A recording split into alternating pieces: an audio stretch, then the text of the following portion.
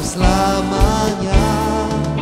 Allah sumber kuatku, Allah sumber kuatku, Allah sumber kuatku dan bahagiaku selamanya.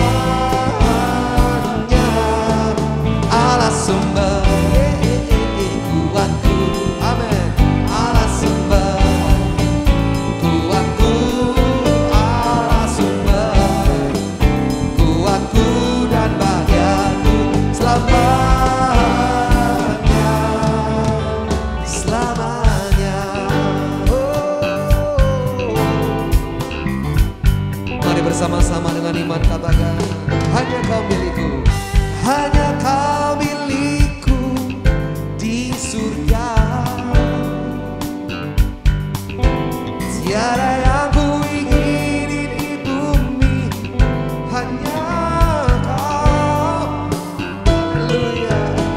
Katakan, tak ku andalkan kekuatanku, namun yang pasti Kau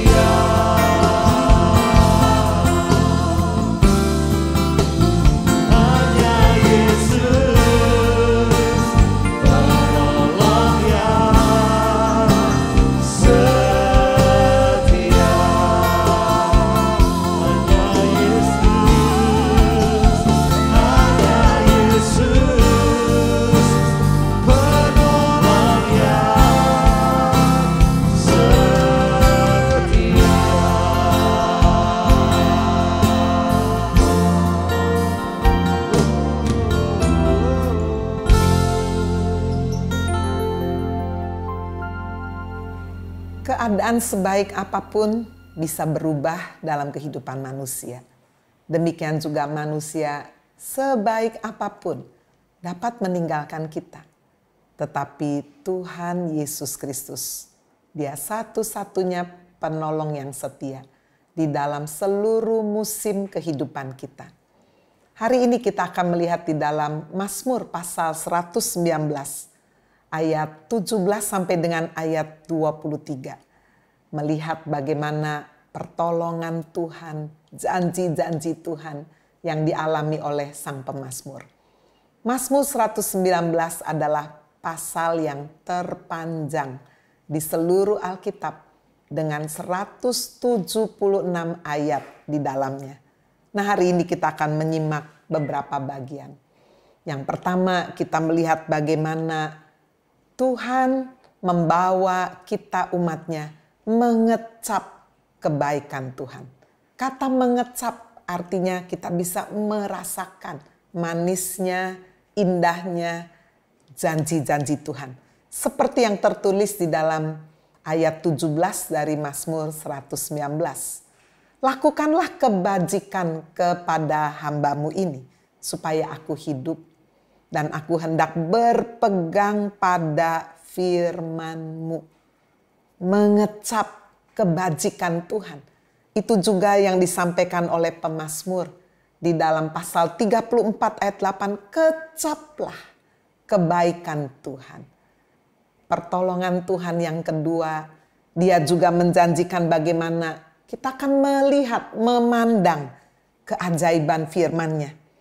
Itu ditulis di dalam ayat 18. Singkapkanlah mataku, supaya aku dapat memandang keajaiban-keajaiban dari Taurat-Mu. Kata menyingkapkan, artinya tadinya kita tidak lihat. Sama seperti gordeng tadinya tertutup.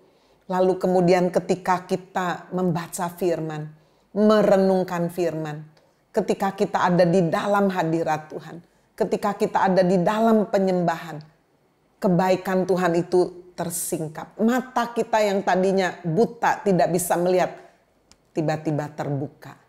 Keajaiban Tuhan boleh sungguh-sungguh dibukakan, disingkapkan. Sehingga pemazmur berkata, singkapkanlah mataku supaya aku bisa memandang keajaiban-keajaiban dari Taurat-Mu.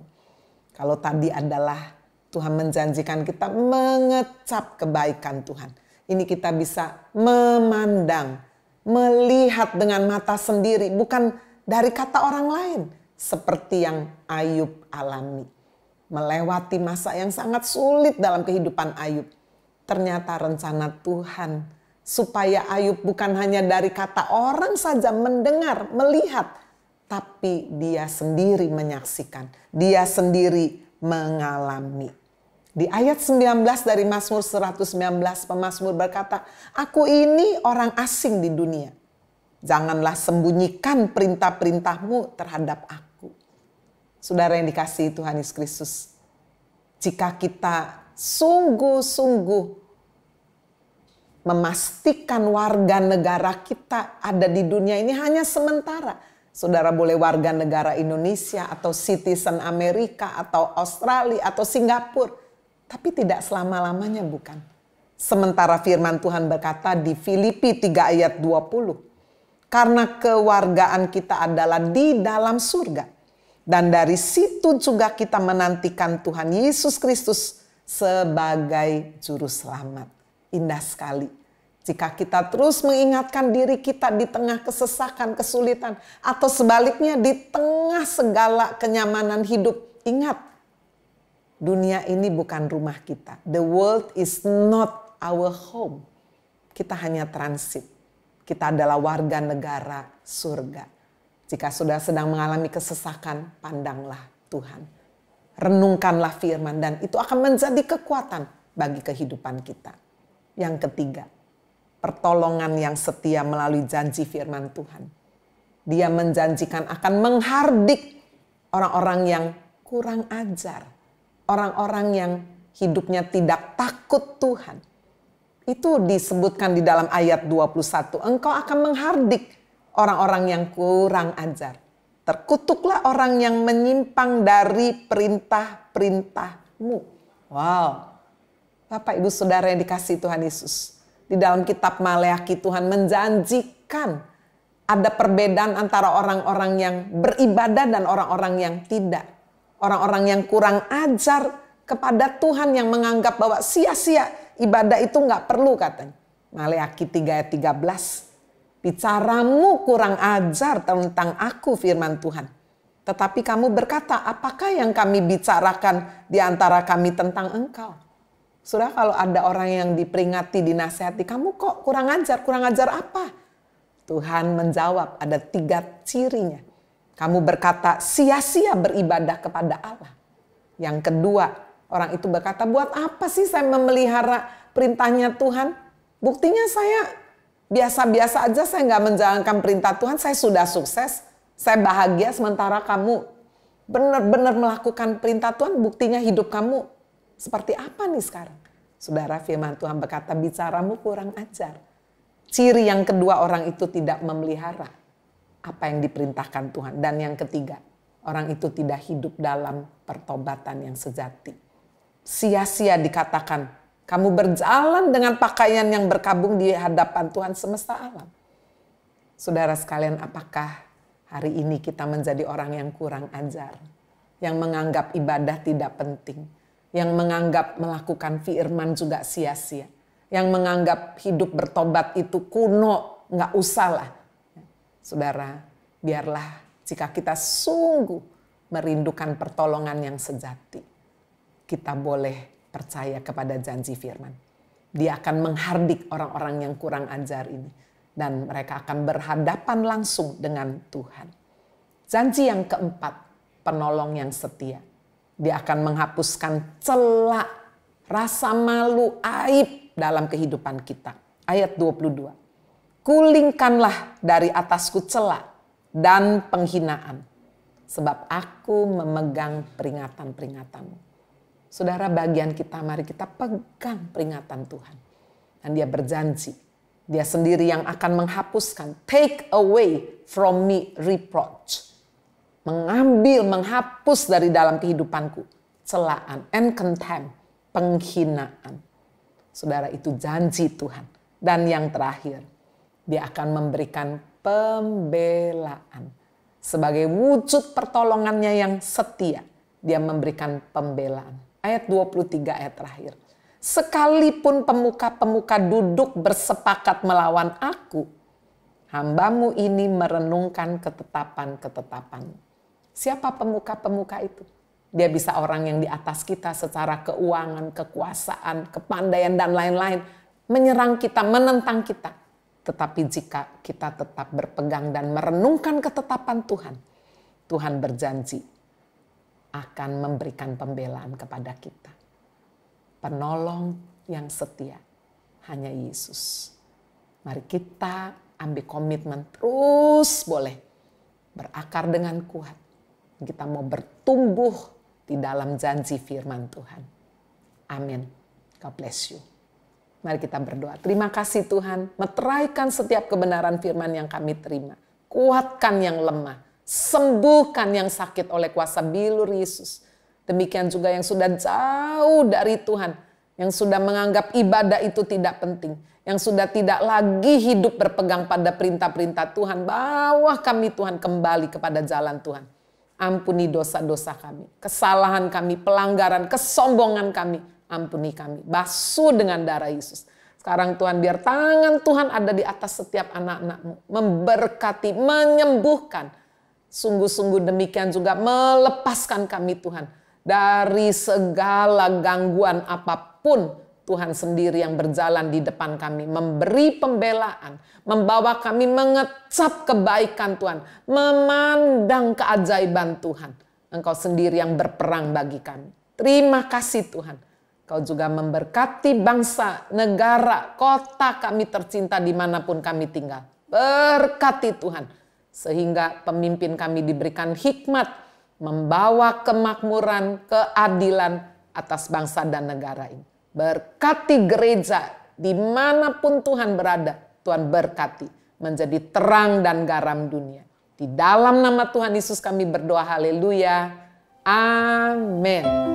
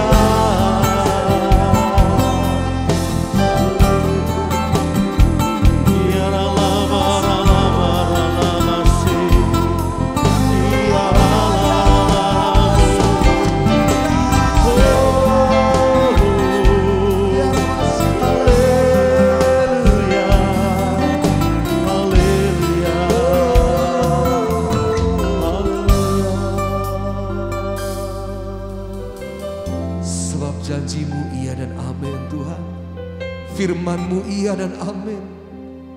Tidak pernah terlambat pertolongan-Mu dalam setiap hidup kami. Kuasa-Mu terlebih besar. Kami punya Tuhan yang lebih besar dari apapun juga. Ini pujian kami Tuhan. Ini penyembahan kami.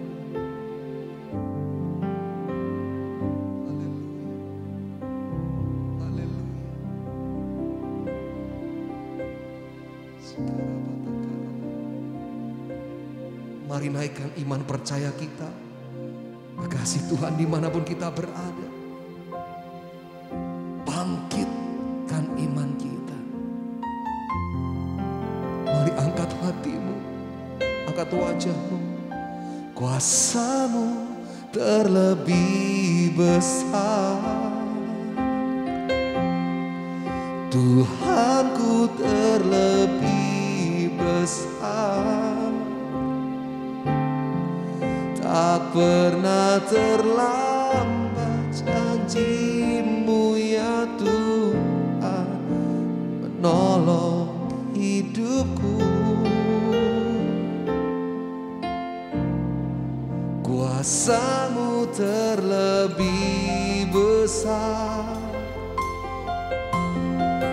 Tuhanku terlebih besar. Amin. Tak pernah terlambat janji-Mu ya Tuhan, pulihkan hidupku. Haleluya. Katakan, kuasa-Mu terlebih besar. Amin. Tuhanku terlebih besar. Tak pernah terlambat janji-Mu ya Tuhan, menolong hidupku. Haleluya. Kuasa-Mu terlebih besar. Kau Tuhanku yang lebih besar. Haleluya. Oh, tak pernah terlambat janji-Mu ya Tuhan, pulihkan hidupku. Mari angkat tangan kita, arahkan kepada Tuhan. Katakan, ku percaya.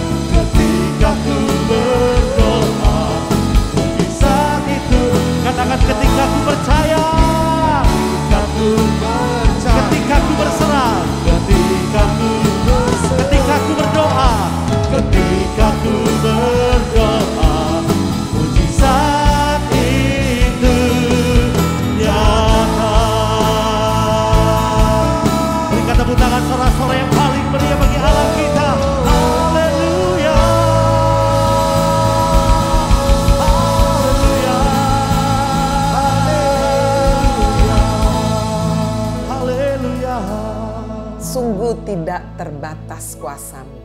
Mujizat-Mu masih nyata. Biarlah worship for healing, penyembahan ini membawa kami Tuhan mengalami mujizat Tuhan. Kesembuhan secara jasmani, yang sakit disembuhkan. Kesembuhan secara jiwani yang berbeban berat Tuhan dilepaskan, dipulihkan. Demikian juga kami yang jauh dari Tuhan. Tuhan bawa kami semakin mendekat. Biarlah berkat dari Allah Bapa di surga, kasih karunia dari Tuhan Yesus Kristus, pertolongan, penghiburan, kekuatan dari Allah Roh Kudus turun, menyertai Bapak Ibu Saudara mulai hari ini. Sampai Maranatha Tuhan Yesus datang kembali kali yang kedua. Haleluya. Di dalam nama Tuhan Yesus Kristus, mari kita semua yang percaya berkata, amin.